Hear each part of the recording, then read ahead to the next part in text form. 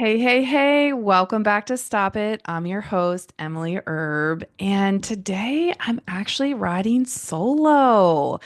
It's a little impromptu, but I just feel super called to share a little bit deeper about my story. I know it's been a while and I've been having a lot of fantastic guests on my show, which has been an intention for me of really collaborating more with other fantastic women and actually some men. Yes, I have a few male guests coming up, which I'm super pumped about.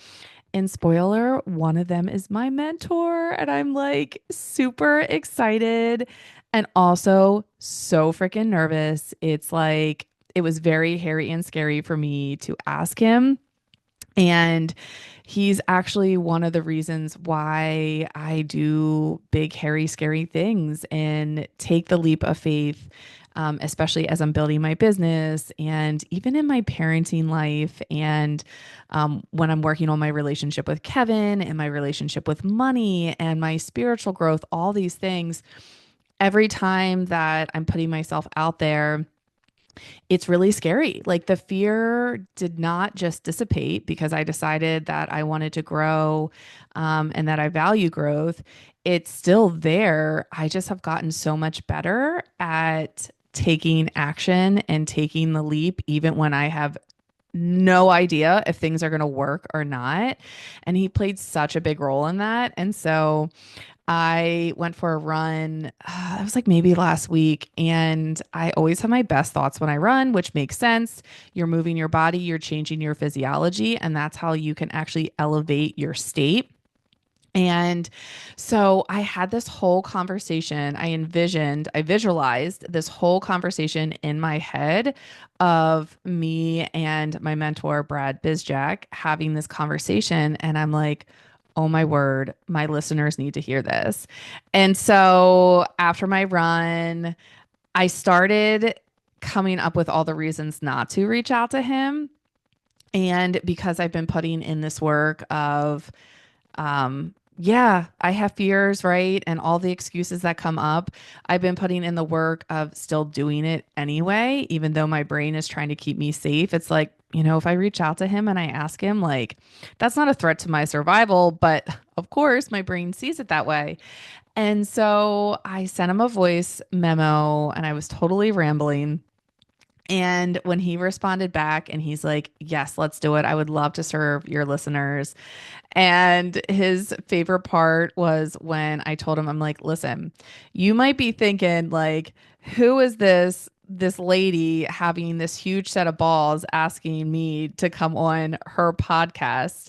And then I said to him, I'm like, yeah, well, you also have grown these set of said balls. And he really appreciated that. So we get each other's sense of humor. And so I'm really excited that I grew a set and I asked him. So that is what's been going on there. And I've been really into just having more women come on to my podcast and just share their insights because I'm learning the more that you guys are listening to hearing different things and planting seeds for curiosity for maybe you wanting to learn more or understanding why you feel a certain way. That is really my goal, and that is what I want to do this year with my podcast is I really just want to create a platform for women who are other entrepreneurs, giving them space to have their voice, to share their expertise, to share their lessons so that you can grow, so that you can have some seeds planted of curiosity where you can take a look at your own life and see how is that coming up for you. And I'm just really excited. I'm super, super excited. I don't know where this is going to take me, but this is the part of I'm taking that leap of faith and I'm seeing where it goes. I definitely feel in alignment because I'm excited. Like, I get so excited to have guests on, to have these conversations, and hopefully it's going to serve at least one of you. And that is my goal. And I got a memo or a message from my mentor, Brad, and in the community that we're in. And it just really stuck out to me. And it's something I want to talk a little bit about because I'm also going to give you a little bit more of a deeper layer of my story.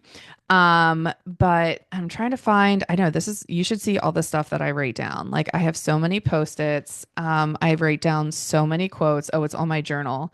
Um, he said, you need to participate in your own rescue. And actually, all of my mentors have said that in one way or another. And I realized back in 2023, that's when I invested in my first mentor, and that was my health and fitness coach. And I realized that I was really waiting for something magical just to happen. And I was waiting to just kind of wake up and feel better in my body without me really having to do anything. And I'm curious if that has ever come across for you too, like that you just wish something would just happen and you didn't have to do anything for it. And I felt that way for a really long time when it came to hitting my own body goals. And when I realized that no one was going to come save me, that I had to take responsibility in my own life to create change, that's when everything started to change for me. And when I took ownership in my life and decided, okay, this is getting too painful because it really was. Like I really, really struggled in my body because I kept comparing my former self, my younger self. I'm going to be 38. So right now I'm 37. So a couple years ago, gosh, I can't even do the math right now. My brain is so fried because we have just been having so much sickness in our house that like between sickness and then my youngest struggling with anxiety going to school, I can't keep everything straight. But so yeah, a couple years ago, when I decided that like, okay, I have to do something.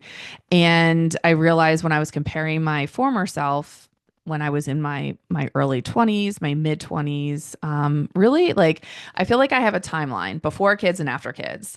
And so it was really before kids and I was really struggling with where I was at. And I was someone who growing up, my body just naturally with genetics, I fit the mold of what trend was in. And so I grew up in the 90s, early 2000s, and like being very, very thin was very in.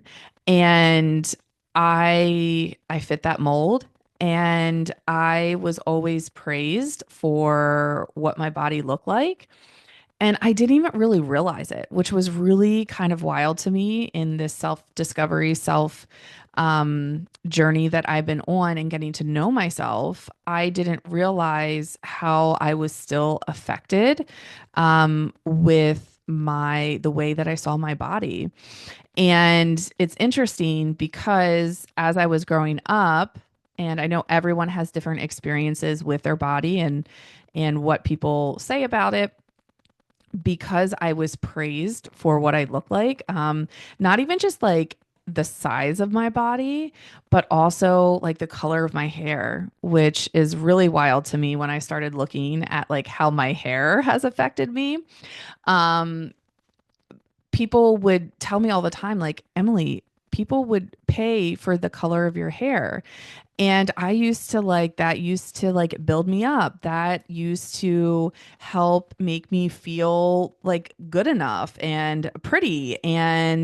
Um and then when I had kids, my hair started going darker and I really struggled with that because I was so used to relying on external validation. And that's one of the things that I've been realizing how when I was a young child, how I started tying my own self-worth to my outer appearance. And I was also building my self-worth, feeling enoughness, feeling that my body is enough or that I'm enough as a person. I was building that on what people were saying about it based on the praise that I was getting.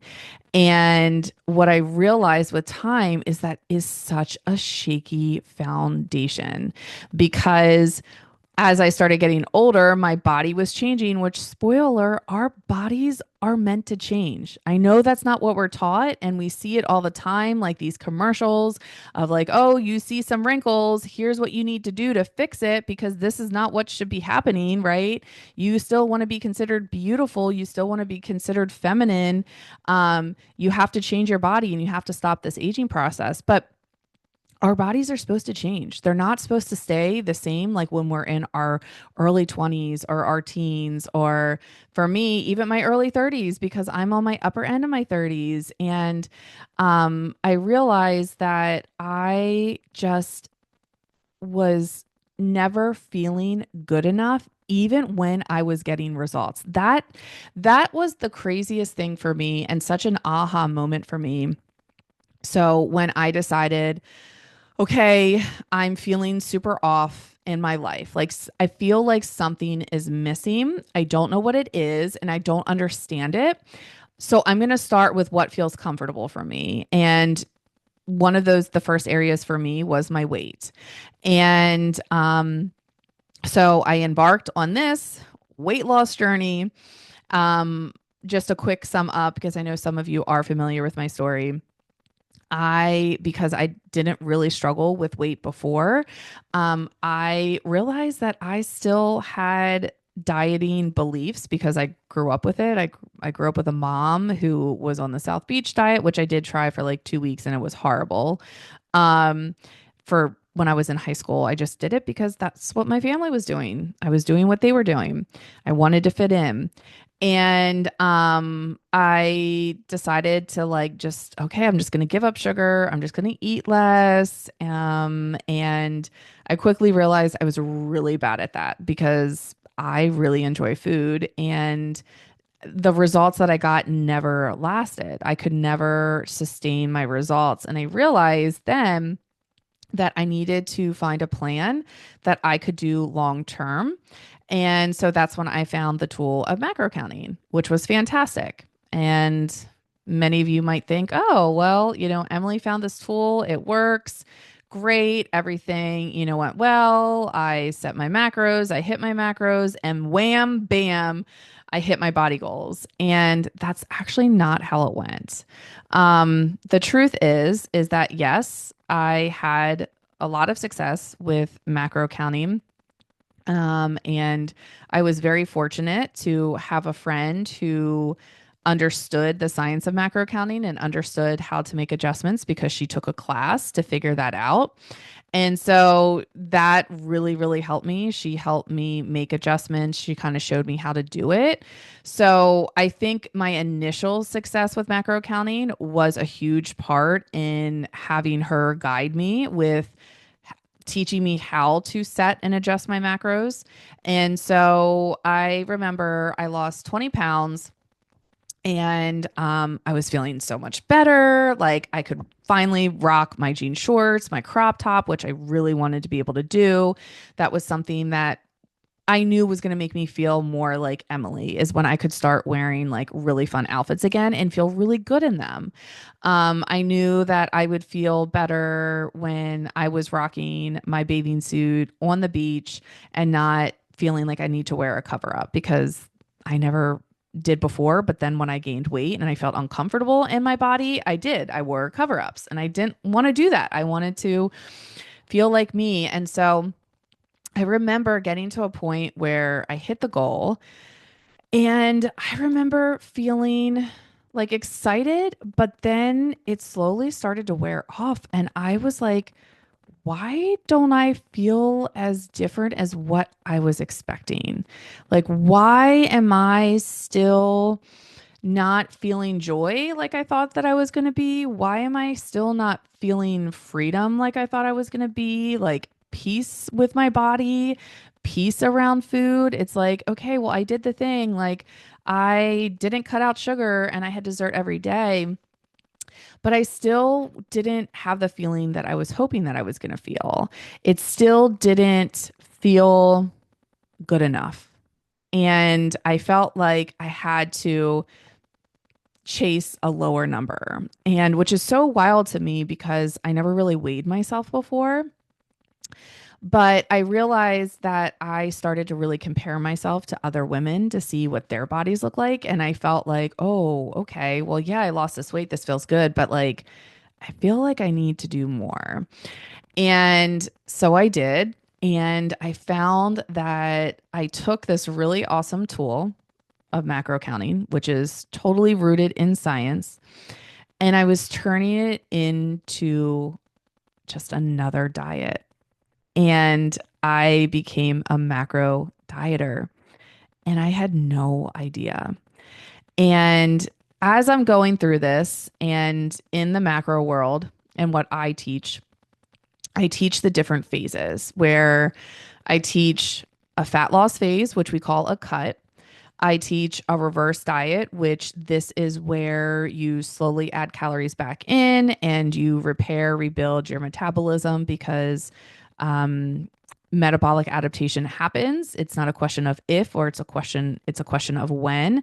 That's when women will experience plateaus, fat loss plateaus, and they're wondering like, hey, I'm doing all these things, it worked before, why did it stop working?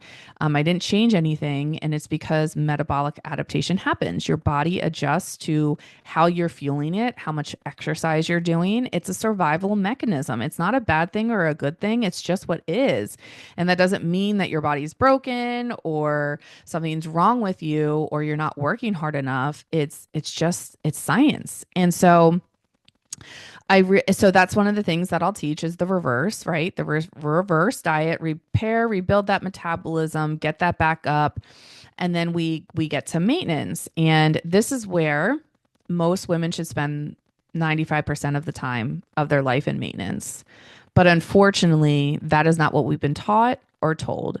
We have been taught to always work on our bodies, to always be shrinking ourselves, and we have been taught to always be in some sort of diet, right? And even when you take a tool like macro counting that isn't meant to be a restricted diet, but we can actually turn it into one, and that's what I was doing. And so I realized after going through a couple of my cut phases and reverse and being in maintenance for a short time, because then I felt like it still wasn't good enough, I realized that something had to change. I realized like there has to be more to this. And this is after I even lost 20 pounds. Like I lost 20 pounds and I still just didn't feel like I thought I was going to feel. And there's so many layers going into it. There's so many different layers I could go down today, but I'm going to try to keep it simple, but to the point that I want to make. And so I realized I'm like, okay, something has to give. Like, I can't keep staying in this cycle of going into a cut, reversing maintenance, and going into another cut. Cause like I was cutting, I think like 2 or 3 times in a year. And I finally decided I gotta figure this out. And so that's actually when I invested in my own coach. And at that time, I started my business already because I was like, oh, I have the strategy, it works. And I would get women the results, or I wouldn't get them. They would get the results. Let me rephrase that. I had the ability to teach them. I had the ability to teach the strategy. And it was great, but then I also was like, well, how do I actually change the way I view my relationship with food, and how do I actually feel enough regardless of where I'm at with my results? And so when I hired my coach and we started doing that inner work, that mindset work, which I know that's a popular word that comes up a lot, and then sometimes it loses its power. But when I started going deeper and looking at my relationship with my body and with food, that's when everything started to change. And so I didn't hire my coach because I needed to lose more weight. I hired my coach because I needed to figure this out of how can I have peace and freedom in my body no matter where I'm at. And that's when everything started to change. And I started to really get clear on how I was tying my self-worth to my results. And I got and I'm so I want to be so mindful in how I say that because if you would have asked, and I said this a couple times before, because I love to have like my other guests talk about self-worth and how we attach our worthiness to the things that we have or don't have. And I've said this before, but like if someone would have said, Emily, you struggle with worthiness, I would be like, no, no, I don't. It's because I just didn't know. And I didn't realize how I was relying on external validation to build me up, to make me feel like I was good enough, that my body looked good enough, that I was good enough. And I remember I used to ask my same friend Annie when we worked together, and she's the one who taught me about macro counting. And I used to go into her office and I would just be like, and this was before I even had any success with weight loss. And I'd be like, Annie, do when you look at me, do you think that like I'm fat? Do you think that like when you look at me that I should be losing weight? Like, are those the things that you're saying to yourself? And she was always so kind and supportive. But I would do that. I would honestly ask like my sisters, my mom, Kevin. I was always trying to search for external validation to tell me whether I was doing a good job or not, whether I looked okay or not. And as I started doing this inner work of wondering, like, where the heck did that even come from? Like, how did I get to a point? Because when you're born, you don't think about your body. At least I didn't when I was really little, right? There was a time in your life that that started becoming a part of it. And, one of the things that I realized was what played a really big role in how I created my own relationship with my body was through the things that I was watching. And for example, America's Next Top Model. And I just watched the documentary, which was so good. I encourage every female to watch it. And I was in absolute tears. I think a big reason why is because I really truly believe my calling here, um, other than being a mama and a wifey, is to empower women and to plant seeds of curiosity for women to feel good enough in their body, to know that it doesn't matter where they're at, what their body looks like, no matter what the number on the scale is that they are good enough. They always have been and they always will be. And when I watched this, I cried. I did. I had so much emotion in this. And I think I was also crying for my inner child, that younger version of me, when I used to watch that and how I would then internalize it without even knowing it. And like some of the parts where the women, there was a model who she had a gap in her teeth and they wanted to take her to get that fixed. And so there was another model that went with her. I think she had like overlapping, she had um a lot of things done to her mouth, and she went through so much pain. Like it was like hours and hours and hours that she did to fix her teeth. And the other girl who had the gap, she was like, no, I don't want this. Like, I don't want I love my gap. It's who I am. And so essentially at the next round of letting people go and saying whether you're in or you're out, Tyra pretty much told her, if you get your gap fixed, you can stay. And there was a condition to that. It's like, well, if you are going to get your gap fixed, then that means you're good enough to stay. And so she did. And she didn't want to do that. And so I absolutely took that belief with me without even having awareness around it, where I started to assign like that whatever you look like isn't good enough, right? Like her teeth weren't good enough. And the other girl's teeth wasn't good enough. And then when they started like when they would weigh the girls and they would talk about the weight all the time and they would be like, "Oh, look how like the one was is like I the lightest one? Do I weigh the least amount?" And she was like praised for it. The one, like you could literally, her waist, you could just put like your two hands around her waist. And I remember Tyra like praising that. And I know she initially went on the show because she wanted to change the way model culture was because she was a black woman with curves and she didn't fit the mold and she was always told no. And so I get her intentions. And I also understand what happened too because she was also brought up in that culture. We all were. And it's one of those things where we have to really start to question. We have to really start to ask ourselves, who says? Who says that we have to be a certain number, right? Who says we have to look a certain way? Who says that we need to have lighter hair? Who says that we can't have a gap in our teeth, right? And that was such a huge healing part for me these last couple years because I knew that I needed to do this inner work to actually finally feel at peace in my body because that's really what I wanted. I didn't want to keep obsessing about it. I didn't want to keep obsessing about food. I didn't want to keep feeling like where I was at wasn't good enough. And I think I really want to make, no, not that I think, I want to make this super, super clear because there are some of you that are listening that are not where you want to be with your body goals, and that's okay. That is okay that you want more.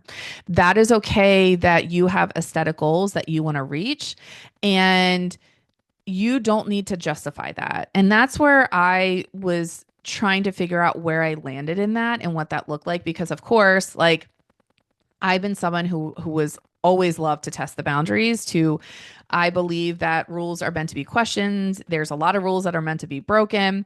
And so that like inner rebel of me when I'm learning about this and I'm seeing and I'm like, "Oh my gosh, like diet culture, you did us so shady. Diet culture, like you have been just like terrible to women." But at the same time, it's also okay to want what you want and you don't have to justify it. And so you can have the body goals and you can continue working on your aesthetic goals. There is nothing wrong with that. That doesn't make you vain. That doesn't make you, like selfish. It's what you want, and that's okay.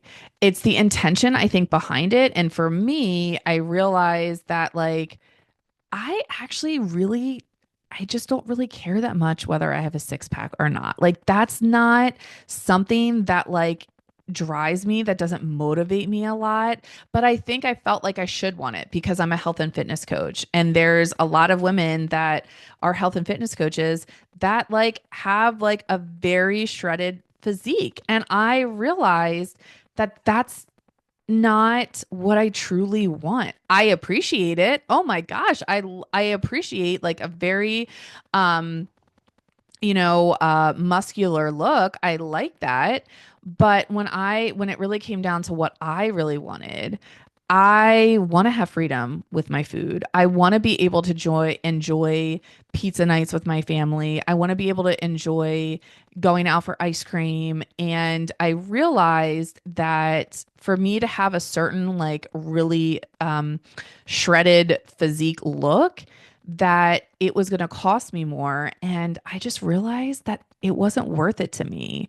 Now, I want to feel good in my body and I want to feel comfortable in my clothes. Absolutely.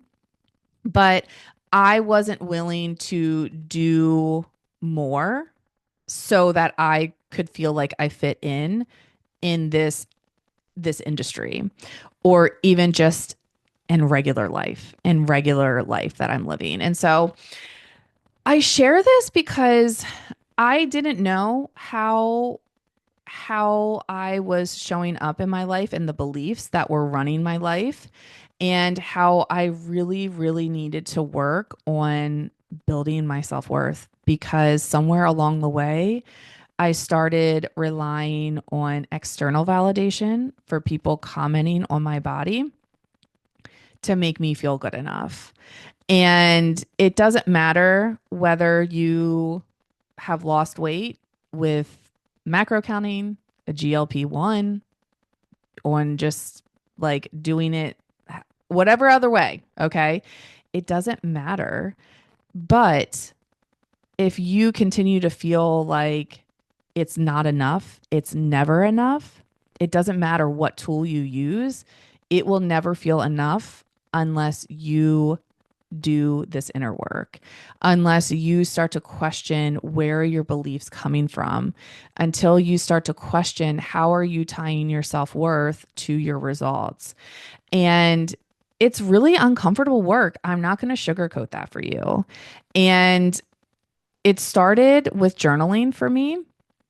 And I remember I used to love to journal when I was a kid. I had a diary, I absolutely loved it.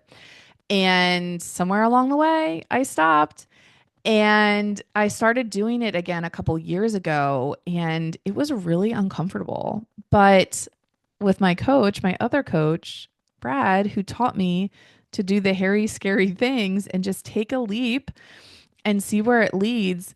And journaling has produced the most amount of inner work I could possibly imagine. And I started asking myself just better questions. And that's one of the things that I work with my students inside Macros for Moms. This is the inner work that we do. And yes, I teach macro counting. They have a whole curriculum. I teach them how to do it because part of my success and my students' success is when they take responsibility in their life and when they start thinking for themselves. And I know how along the way we start to feel like we start to lose trust in ourselves, right? And we start to feel like we do have to rely on other people to tell us what to do. And I've heard that so many times where um, a lot of the women that come to me will tell me, hey, I'm really good at following the rules. I'm really good at following directions. You tell me what to do, I'll do it. And I know they are. That's what women have been taught to do, to follow the rules, to be good. You follow the rules, you're a good girl. And so I don't have any doubt that you're not going to follow the rules. But this is the thing is when you're getting rules from someone else, you aren't taking actual ownership in your life because you're still relying on someone to tell you what to do. And I learned the hard way is when I rely on someone to tell me what to do. One, I normally don't actually like to be told what to do. And I want it to be my idea. And I find that even something simple like if my sister's suggesting me to do something and I'm like, nah, like, no, I don't want to do that because it's not my idea. And I realize that when it comes from me, it changes everything, right? Like it's my idea. Most of the time, when it's my idea, I like the idea. And when you come up with it yourself, you have skin in the game. And I know Annie and I talked about that on previous podcast episode. We talked about having skin in the game, and skin in the game just means that like when you come up with your plan, you are going to want it to make it work. And most of the time, you come up with a plan because that's what's going to work for you. That's what you like. That's how it's going to fit into your schedule. And so, really taking ownership in your life is a huge part of that. And knowing that just believing if someone would tell you what to do, you're going to have success is not going to create change. It just doesn't. And I even found that with like my business coach. And I felt the same way. Like when I went with my business coach, I'm like, just tell me what to do and I'll do it. And the crazy thing is like he has the same kind of curriculum where he shows you all the things on how to write an email, how to create a module, how to message and market, and all that stuff. But I still have problems. Like I still because I'm not doing the inner work. I wasn't doing the inner work. And once you start to see what's coming up for you and you start to see some of those limiting beliefs that we've talked about, right? The limitations we put on ourselves, like I don't have time, I'm not smart enough. I failed so many times before. Why would it be different now? Right? Those are limitations that you're putting on yourself. And every time you say that stuff, and every time you say, just tell me what to do, I'll do it, that's also a limiting belief. You're caging yourself in. And so when you start to think for yourself, that's when everything starts to change. And that's one of the things I absolutely love talking about in my program and working with my students, because I don't tell them what to do. I give them guidelines. Of course, we want to have guidelines. There's a great strategy, there's tools. Like I provide all of that stuff. But what I've learned in my own journey and with my most successful students is that 20% is the knowledge, the tools, 80% is actually the mindset work. It's the inner work. It's that messy work that isn't sexy, that most people aren't even aware of, that needs to be done. I wasn't. I had no idea. I had no idea that that was what was actually going to change me. And that was what's actually was going to set me free. That was the inner work. That was me looking deeper into what's really the root cause of my problem here, right? Why am I really never feeling enough even after I lose weight? Or why do I even feel like I have to keep chasing this next 5 pounds, this next 10 pounds? Or even when I'm in the middle of my journey and I still have more weight that I really want to lose. But why does it still not feel good enough? Why do I feel disappointment? And it really was coming from not feeling good enough, tying my self worth to my results, attaching myself to my results. And that's the inner work that I want you to do. This is why I'm here. This is why I'm trying to plant seeds. This is why I have my program, because it's more than just learning a tool. And it's doing this inner work so that you can feel all the feelings that you want to feel. And yeah, so I trust that this made sense a little bit. I trust that this added some value for you and maybe planted some curiosity. And when you see me post about how your self-worth is innate and it doesn't have to be earned, and it's not going to come from the results that you have or don't have, that you are worthy enough. You have been worthy since the day you were born, and that will never change.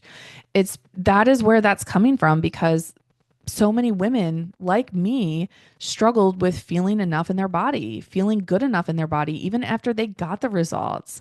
And I want you to know, give yourself permission. You have permission to accept where you're at, even if you have other goals. You have permission to question, like, who's saying this stuff that I need to look a certain way? And you have permission to let yourself be good enough, because you are never going to find that in a number. You're never going to find that from someone else, because it's so shaky. It's shaky, a shaky foundation.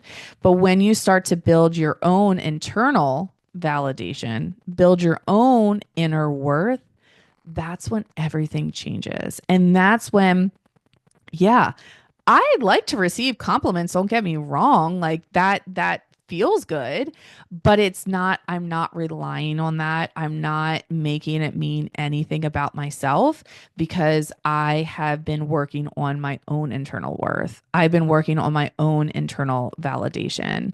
And that is what I want for you. And you might be thinking, Emily, this didn't make any sense. And that's okay. That is okay. We're all on our own timeline. We're all on our own journey. But I just felt really called to just talk about that, because I don't think we talk about it enough. And I want to just normalize that.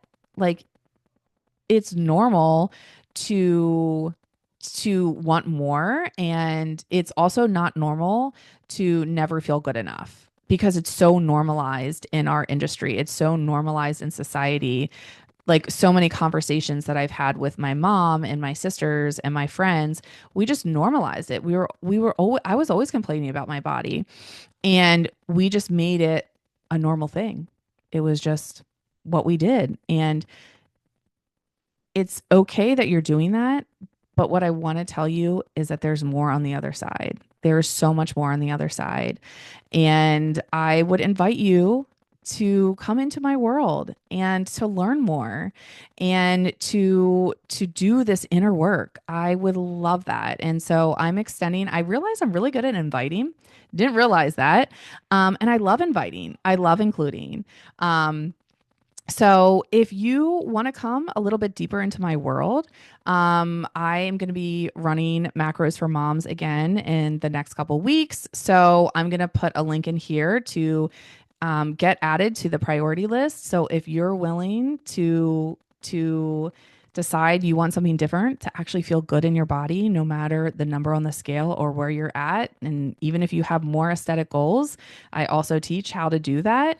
But we also are going to do the inner work. We're going to go deeper into that and feeling finally good enough and not feeling like you have to rely on external validation to feel good enough in your body. So I gotta go. I hear my son, he's homesick. I don't know, maybe might be another throw up, but I trust that this served you, and I can't wait to see you guys next week. And remember, life is always happening for you. All right, I'll talk to you later. Bye.